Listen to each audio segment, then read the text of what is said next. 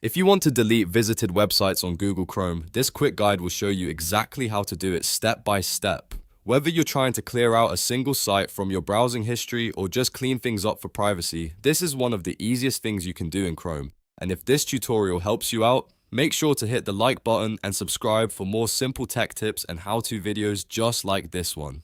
Alright, let's jump right in. First, open Google Chrome on your computer. You can launch it from your desktop, taskbar, or start menu, whichever is easiest for you. Once Chrome is open, look at the top right corner of the browser window. You'll see the three dots menu. Click on that menu, then move down to History and click on it. From there, select Open History page. This will take you to a full page showing everything you've recently visited in Chrome. Now that you're on the History page, look near the top for the Search History box. This is a really useful tool because it lets you find a specific website much faster instead of scrolling through everything manually. Click inside the search box and type the name of the website you want to remove. As you type, Chrome will narrow down the results and show matching entries. Once you find the website entry you want to delete, look to the right side of that specific history item. Click the three dots next to it. A small menu will appear, and from there, click Delete from History.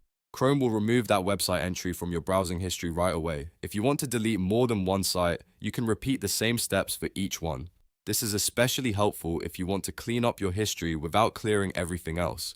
It gives you more control and lets you keep the websites you still want while removing the ones you don't. And that's it. You've now learned how to delete visited websites on Google Chrome in just a few simple clicks. If this video was helpful, please give it a like, subscribe to the channel, and turn on notifications so you never miss another easy tutorial. Thanks for watching, and I'll see you in the next one.